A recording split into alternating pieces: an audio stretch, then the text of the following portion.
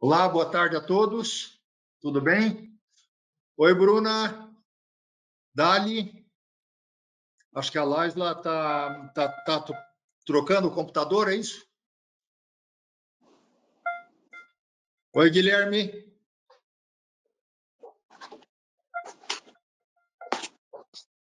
Opa, tudo bom, doutor? Tudo bem. Você preparou 3 aulas hoje, uma de antibióticos, uma de fúngicos e uma de infecção em pacientes imunossuprimidos, certo? Isso, exatamente. Ok. Quem que vai fazer a apresentação de antibióticos? Deixa eu checar aqui. Antibióticos vai ser a Dali e antifúngicos a Bruna. Depois antifúngicos, a Bruna. E a Laisla que vai fazer a Isso. apresentação de infecção imunocomprometidos. Isso. Nós temos o prazer hoje, eu queria apresentar a doutora Mireille, que é infectologista do INC, e ela que vai acompanhar a aula de vocês hoje, né? São 3 aulas importantes, básicas, mas que são fundamentais para escolha inicial de antimicrobianos dentro das unidades de terapia intensiva, os antibióticos, os antifúngicos e a escolha disso, em especial nos pacientes imunossuprimidos. E eu pedi, a doutora Mireille gentilmente aceitou acompanhar a aula de vocês hoje. Vocês apresentam e ela vai fazer daí os comentários, as perguntas. Procurem fazer bastante pergunta para vocês irem tirando as dúvidas que vocês têm das apresentações e da atividade prática que vocês têm aí durante esses 5, 6 meses de residência já. Né? Não sei quantas pessoas nós temos na sala.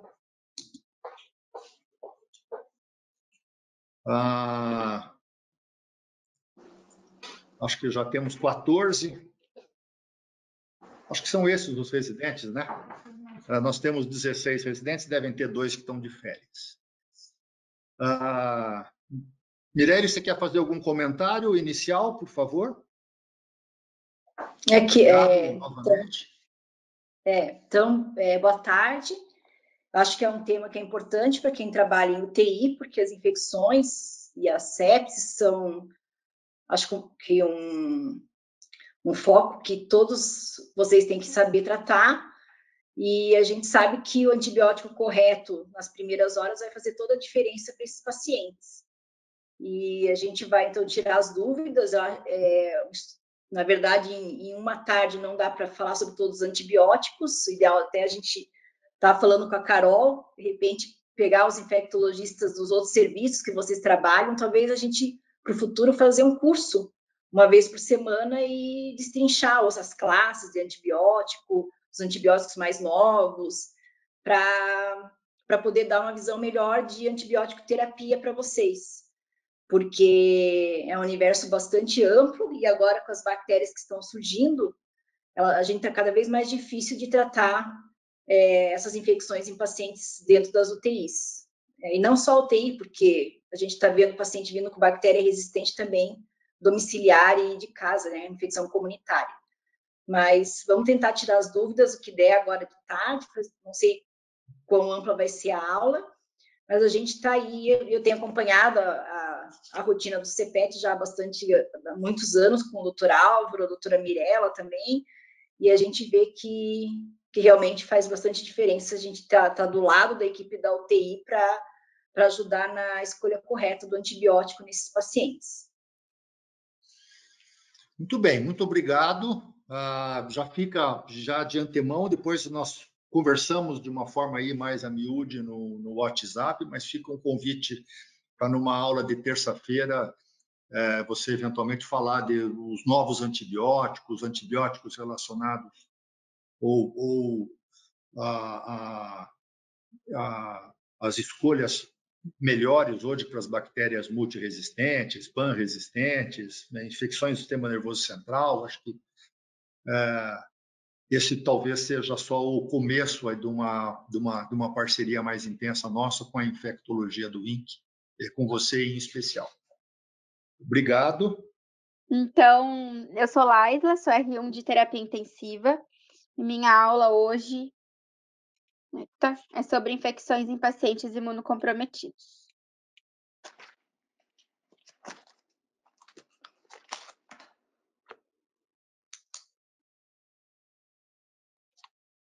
Então, minha aula vai ser dividida em definição, defeitos na defesa, cuidados com o paciente, manejo inicial, HIV e um resuminho de tudo. Então, primeiro tópico, a definição. São pacientes que estão em risco aumentado de complicações infecciosas por uma deficiência em qualquer um dos mecanismos de defesa. E aí eles são chamados de hospedeiros comprometidos.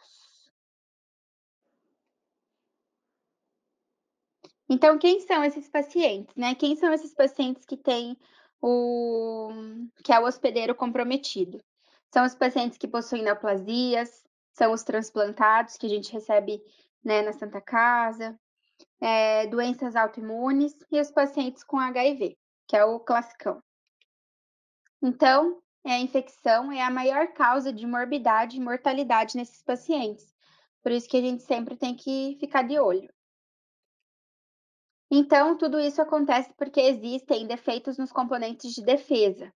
Então, existe alteração da imunidade humoral, existe comprometimento da imunidade celular, existe a ação dos agentes imunossupressores, do uso da terapia antimicrobiana, esplenectomia em alguns pacientes, defeitos de barreiras anatômicas e defeitos de fagocitose. Então, tudo isso junto vai culminar com esse paciente imunocomprometido. Então, barreiras anatômicas, né? Pele, trato respiratório, ouvidos e conjuntivas, trato alimentar e geniturinário, são colonizados por vários micro-organismos. E aí a gente tem a integridade dessa mucosa, a produção de saliva e muco, e existe o controle da microbiota. Isso é o normal, isso é o que a gente espera. Quando existe uma quebra dessas barreiras, existe a ulceração espontânea das mucosas, da boca e do trato gastrointestinal, que daí vai combinar com alguns tipos de infecções específicas, ruptura de barreiras mucocutâneas por tumores sólidos, por exemplo, e rupturas de barreiras iatrogênicas, também a gente tem que pensar. Então, aqui, né, são os... Não sei se vocês conseguem ver meu pointer? A gente tem, né, os tipos de secreção, de pele, de conjuntiva, do pâncreas, que é tudo que a gente espera. Quando alguma dessas barreiras se rompem por algum motivo, a gente vai ter algum tipo de infecção que pode culminar com uma sepse grave. Então, a gente tem aqui um resuminho, né? A gente tem a iniciação, o dano, a ulceração, até esse paciente melhorar ou até ele ter um agravamento. Então, defeitos de fagocitose. Os nossos neutrófilos e os nossos macrófagos são os nossos meios de defesa contra bactérias, contra fungos, contra o invasor. Então, quando existe uma redução desse número absoluto de neutrófilos, aumenta o risco de uma bacteremia espontânea. E infecções fúngicas disseminadas também é bem comum em pacientes que têm uma neutropenia ou uso de antibiótico de amplo espectro por muito tempo.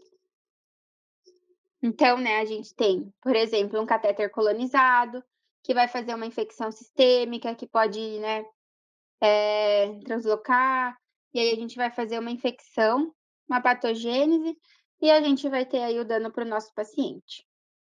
Esse é um modelinho de infecção nos pacientes neutropênicos.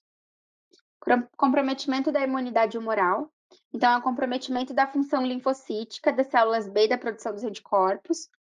Existe esse déficit adquirido na produção de anticorpos sadios nesses pacientes e vai predispor a infecção por germes encapsulados, pneumococo, meningococo, hemófilos influenza e infecções súbitas, graves e associadas à bacteremia.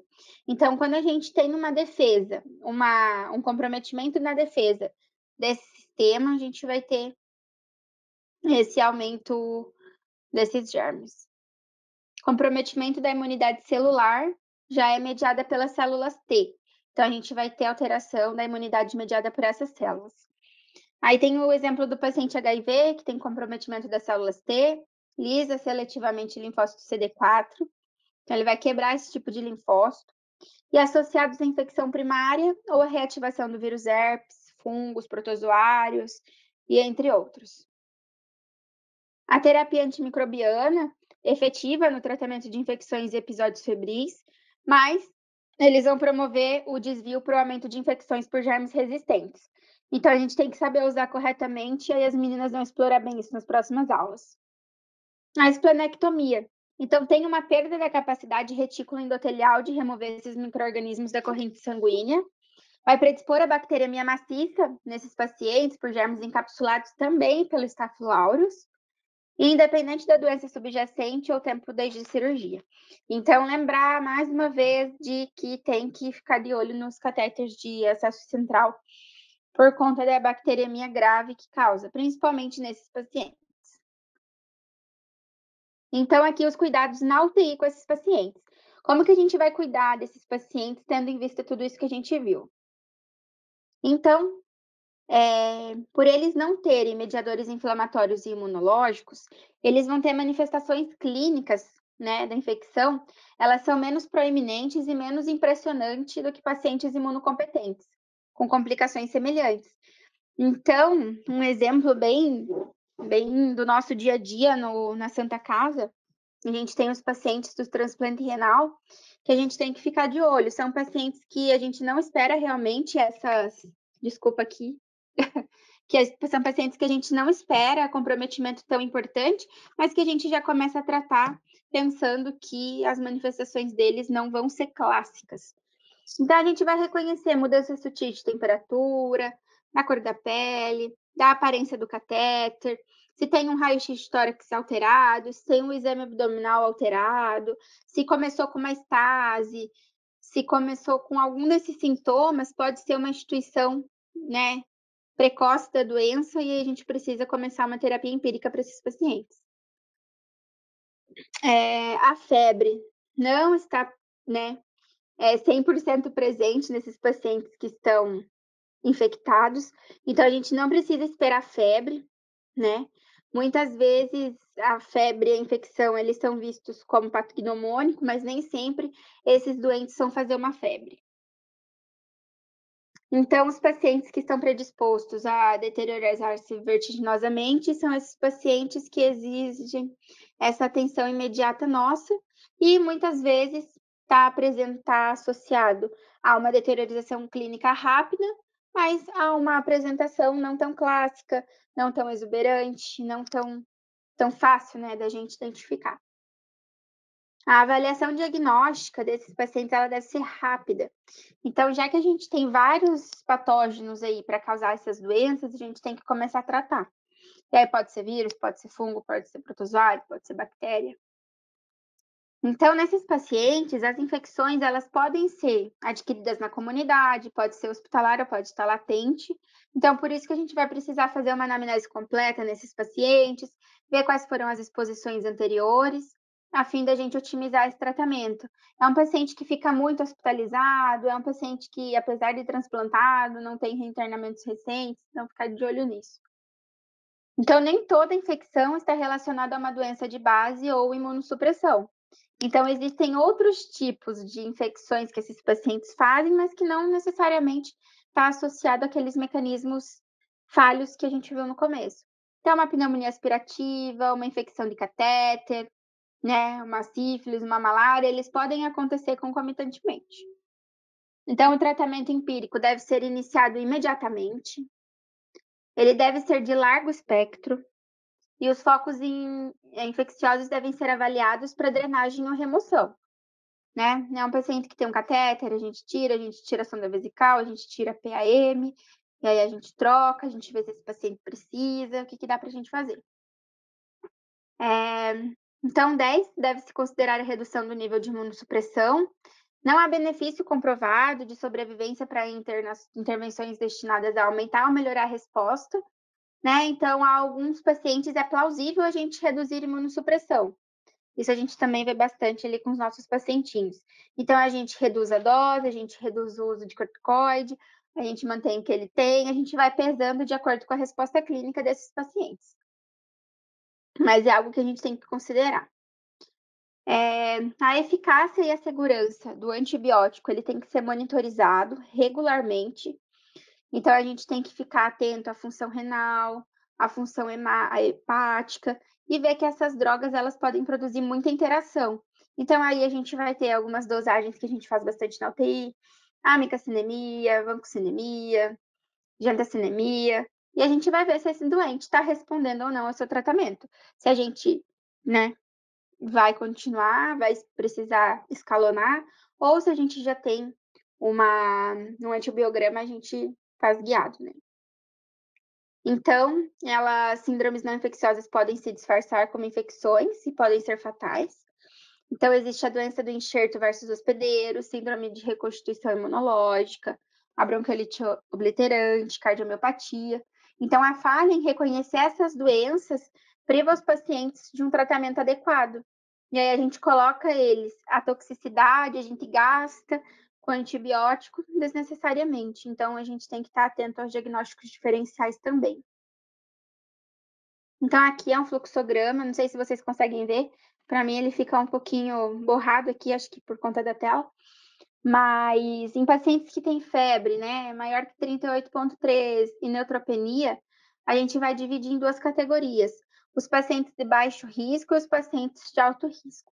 Os pacientes de baixo risco, uma neutropenia menor que 7 dias e uma clínica estável e sem comorbidade, né, sem muitas comorbidades, a gente vai ver se a gente vai tratar esses pacientes ambulatorialmente ou se a gente vai tratar esses pacientes no hospital, se a gente vai precisar internar esses pacientes. Então, os pacientes que a gente vai tratar ambulatorialmente, ele está tolerando uso de antibiótico, vai dar para tomar antibiótico em casa, né? É um paciente que está estável, é um paciente que a gente consegue ter uma avaliação de perto, vale a pena. A gente vai observar e vai ver se ele tem resposta clínica. Já os pacientes que a gente vai internar, são pacientes que não toleram tomar essa medicação, são pacientes que precisam ser vistos mais de perto. E o paciente de alto risco é um paciente que já tem uma neutropenia maior que 7 dias, está instável clinicamente, e esses pacientes a gente vai pensar no tratamento intravenoso. Então, aí a gente vai abrir mão da nossa antibiótico terapia EV. Aí pipitazo, carbapenêmico, ceftazidima, cefepime, e vai ajustar esses antimicrobianos de acordo com a clínica que a gente tem, né? De acordo com a cultura, de acordo com o raio-x que a gente tem, guiado mais ou menos pelo que a gente acha que possa ser. Então, a gente está tratando esse paciente, né? Esse paciente de baixo risco, que tem uma febre inexplicada, persiste com a febre, persiste instável, a gente hospitaliza. Quando a gente tem a defervescência e as culturas negativas, a gente pode continuar o tratamento oral. Já no paciente de baixo risco, né, e a gente tem essa febre aí de origem inexplicada, vai permanecer com a febre, clínica instável, a gente vai continuar esses antibióticos. Se ele está defervescendo com as culturas negativas, a gente continua o antibiótico, mas aí a gente pensa em tirar ele o quanto antes, de acordo com a resposta desse paciente. Aí a gente vai avaliar se ele está respondendo ou não. Se ele não estiver respondendo, a gente recultura esse paciente, a gente coleta novos exames, a gente fica vigilante mais de perto.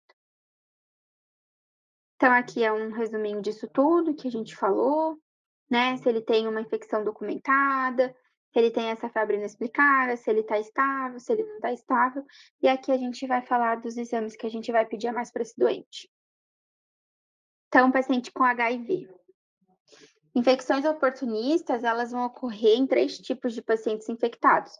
Aqueles que não têm conhecimento que têm HIV, até que desenvolvam alguma doença e que vão pesquisar. Aqueles que não usam a terapia, ou porque não conseguem, ou porque não querem. E aqueles que têm uma falha na terapia, na profilaxia. Então, as manifestações clínicas gerais desses pacientes, né, como resultado dos processos básicos, infecção oportunista e tumores, efeito direto do HIV nos órgãos específicos, cardiomiopatia, enteropatia, demência, e processos mediados imunologicamente, glomerulonefrite, trombocitopenia. Então, esse manejo de antirretrovirais. Se o paciente não fazia uso de antirretrovirais, não iniciar durante o internamento de UTI. Se esses pacientes que entram na UTI, eles já recebem essa terapia antirretroviral, esse especialista em HIV deve ser consultado sobre os benefícios de continuar a droga ou se a gente vai interromper ou não. Existe uma evidência de que mesmo que breve interrupção de medicamentos antirretrovirais podem ter efeitos deletérios para esses pacientes. Então, sempre pesar bem o risco-benefício. Então, pode cursar com insuficiência respiratória, lesão do sistema nervoso central e diarreia nesses pacientes é bem importante. Então, insuficiência respiratória. Os pacientes com infecção pelo HIV, eles podem desenvolver disfunção pulmonar grave por conta de patógenos adquiridos na comunidade, pneumonia, legionela, micoplasma, clamídia, adenovírus ou vírus sincicial respiratório e outros vírus e fungos oportunistas. Lesão de sistema nervoso central. Então, em pacientes com HIV com contagem de CD4 mais superior a 200, as causas de meningite, elas não vão ficar muito diferentes daquelas causadas da população normal. Então, a pneumonia e neisseria são as mais comuns. Já para os pacientes com CD4 inferior a 100, aí a gente tem o criptococo mais frequente. E a diarreia. Nesses pacientes com infecção, essa contagem de CD4 abaixo de 100, ele pode desenvolver uma diarreia grave, vai consumir esse paciente, vai chocar, devido a uma ampla gama de patógenos oportunistas, incluindo citomegalo, criptosporidiose, bactérias entéricas, salmonella, shigella, campylobacter e outras. Então, esse paciente ele faz uma diarreia grave, então ficar bem atentos. Então, em resumo, né? Existe esse conhecimento dessa doença imunológica de um paciente e uma resposta imunológica inflamatória. A gente vai conseguir prever quais são os mais prováveis de ocorrer. E para o paciente com neutropenia, cocos gram-positivos tornaram-se mais frequentes que os gram-negativos como causa de sepse. Então, existe essa resistência ao antimicrobiano, está tornando um grande problema, né? Incluindo os MRSAs, os enterococos resistentes à vancomicina, pneumococo resistentes a penicilinas, e os fungos, né? Por exemplo, a cândida resistente ao fluconazol. Então, cuidar bastante. Em pacientes com neutropenia também, a terapia empírica de amplo espectro deve ser considerada quando o tratamento de qualquer processo febril com redução de antimicrobianos, uma vez que essa doença pode ser e o processo causador não são bem definidos. Então, a gente começa, assim que a gente identifica, a gente vai peneirando isso aí. E lembrar também dos diagnósticos diferenciais. Às vezes, alguma coisa a gente acha que pode ser alguma bactéria, algum agente específico, esquece dos diferenciais. E era isso, pessoal. Obrigada. Então, é muito boa a apresentação, um resumo bem feito, porque o tema é muito amplo. Eu achei que a gente só precisa comentar algumas coisas que são importantes. Então, são muitos pacientes imunodeprimidos hoje, porque a gente usa bastante imunossupressor, lembrando dos pacientes reumatológicos, que usam aqueles anticorpos monoclonais, todos que também fazem imunossupressão, que reativam tuberculose, que reativam infecções fúngicas, sistema nervoso central. Então, a gente acaba tendo pacientes que são como se comportassem como fosse HIV positivo. Quando a gente fala em paciente neutropênico, febril, que é o que a gente tem no dia a dia nos pacientes que ficam internados com vocês, do grupo do CPET, tem que lembrar que a terapia empírica sempre vai ser de amplo espectro, porque eles são pacientes que estão internados constantemente, fazendo quimioterapia, ou internado na UTI por outro motivo. O que ela comentou no início, que é importante rever sempre o acesso central que ele tem de quimioterapia, os portocat, e esses acessos são importantes fontes de infecção que se contaminam durante o processo. Coletar as culturas antes de iniciar a terapia, que a gente já faz no dia a dia, e dificilmente a gente vai conseguir descalonar esses antibióticos nos pacientes neutropênicos febris, porque mesmo com a cultura ela vindo negativa e o paciente estando bem clinicamente, é um risco muito alto de descalonar. Então, ele acaba terminando pelo menos uma semana ou até ele melhorar da neutropenia, o ciclo com o espectro amplo. Então, se ele está com dapto e mais meropenem, para cobrir gram negativo e gram positivo, as hemoculturas vieram negativas, ele vai fazer pelo menos 7 dias desse esquema. E a gente sempre vai ter que se basear na neutropenia dele. Então, tem que ter mais de 500 neutrófilos, né, entre 500 e 1.000 de preferência, para suspender a terapia antimicrobiana do paciente. Se você isolar a cultura, melhor ainda, aí você consegue fazer o descalonamento de forma segura, mas se não, a gente vai ter que acabar mantendo o esquema de amplo espectro. E basear a terapia nesses pacientes neutropênicos febris, de acordo com a epidemiologia do hospital onde vocês estão tratando o paciente, né? Então, meu hospital, ele não tem SBL, então, será que eu preciso dar carbapenêmico? Será que um pipetazo já não seria suficiente? Ou uma cefalosporina com cobertura para pseudomonas? Então, vale muito da flora de cada hospital. Então, é diferente, às vezes, né? Então, se eu tenho um local onde eu tenho muita produtora de carbapenemase, talvez tenha que dar até polimixina para o paciente. Se ele chegar com choque séptico. Então, isso é bem importante, essa colocação da neutropenia, de esperar melhorar a neutropenia para suspender o antibiótico, da flora hospitalar, então, epidemiologia local, prestar muita atenção nos catéteres, que são fontes importantes de contaminação e de infecção dos pacientes, e o que ela já comentou também, que eles não exteriorizam a infecção, né? Mas são, muitas vezes, infecções endógenas, porque a quimioterapia faz a lesão da mucosa, o trato gastrointestinal, e eles acabam fazendo fungemia, né? Então, lembrar da cândida, né? Tanto que o esquema do clássico da neutropenia febril, que ela colocou no quadrinho ali no fluxograma, é que com 4 a 5 dias de antibioterapia de amplo espectro, se não melhorar, você tem que associar um antifúngico, porque a gente não pode perder o paciente para as infecções. Então, acho que isso que é importante nessa questão do neutropênico. E quando a gente fala do paciente transplantado, não foi comentado, mas no dia a dia de vocês acabam vendo, no link eu acabo não tendo esse tipo de doente, mas é importante lembrar a cronologia. Então, falando de paciente transplantado de órgão sólido, lembrar sempre aquela tabelinha que vocês devem ter estudado, não sei se já viram, existe uma cronologia de infecções. Então, no primeiro mês, o paciente vai ter as infecções relacionadas ao transplante, geralmente infecção hospitalar. Então, a infecção urinária do paciente transplantado renal, porque ele fica bastante tempo com a sonda, né? Porque eles têm medo de fazer fístula urinária. Então, a minha experiência com o transplantado renal sempre acabava brigando, dando muita bronca no urologista lá, no médico que transplantou, e ele me explicava que era porque se ele tirasse muito cedo a sonda, tinha um risco muito grande de fazer a fístula no local do transplante. Aí acabei percebendo que precisava ficar com a sonda mais tempo. Então, no primeiro mês do transplantado, são as infecções bacterianas hospitalares, então, a pneumonia hospitalar, a infecção do sítio cirúrgico, né, independente do transplante, se for pulmão, se for rim, se for cardíaco, se for pâncreas.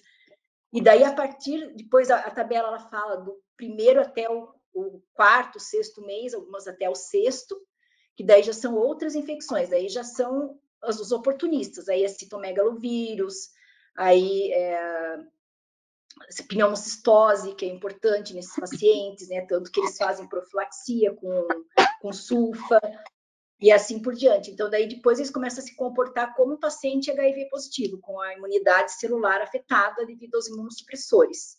Então, isso aí vocês têm que ter em mente. Primeiro mês do transplantado e do primeiro ao sexto mês já é um outro perfil. Então, depois do sexto mês, o que a gente vê? A gente vê criptococo do sistema nervoso central, que ela falou do paciente HIV, ele pode acontecer e acontece em transplantado. Nocárdia, né? Nocardiose é uma infecção também comum em transplantado, que ela é uma lesão em massa do sistema nervoso central. A gente vê também pacientes em transplante renal com vírus JC vírus, né, em transplante perdendo o enxerto. Então, é um comportamento completamente diferente, já de uma imunossupressão bem importante. Então, acho que era isso, né? HIV também é um mundo à parte, é uma aula, um capítulo à parte, isso é muita coisa para a gente falar, depende muito da imunossupressão, e hoje a gente vê que com o tratamento, cada vez a gente vai internar menos os pacientes HIV com esses tipos de infecção oportunistas. Mas eu acho que o principal é lembrar do neutropênico oncológico, lembrar do transplantado, essa cronologia, e lembrar dos pacientes que hoje fazem aqueles anticorpos monoclonais, os MAB da vida, que fazem uma imunossupressão bastante severa também em infecções oportunistas. Alguma dúvida nessa questão aí de... E sempre dá, a gente vai falar, vocês vão falar de antibióticos, né? Esses pacientes imunodeprimidos, o ideal seria sempre a gente fazer antibióticos bactericidas, ou ao invés de bacteriostáticos nas infecções bacterianas, porque não depende da imunidade dele para responder. Então, na resposta, porque eles não têm imunidade suficiente. Mas isso a gente comenta depois que tiver todas as aulas aí, se forem apresentadas. A questão de fungos nesses pacientes imunodeprimidos, acho que a principal que eu tinha comentado, a cândida, né? A candidemia, por causa dos catéteres e translocação do intestino, porque eles tem a quimioterapia que faz dano na mucosa intestinal, e a cândida, ela transloca do intestino. E a outra infecção mais comum, não sei se vocês lembram, é a aspergilose pulmonar invasiva, no neutropênico febril. Então, qualquer dúvida, sempre tem que fazer uma tomografia de tórax. Se ele continuar com febre, apesar de tudo, de você dar em terapia empírica, antifúngico, tem que pesquisar a aspergilose pulmonar invasiva no paciente neutropênico e com um quadro clínico arrastado. E aí pedir uma galactomanana em lavado broncoalveolar, ou aspirado, né, fazer uma investigação mais completa desses pacientes, porque ela tem uma mortalidade bastante alta no paciente imunodeprimido. Acho que só.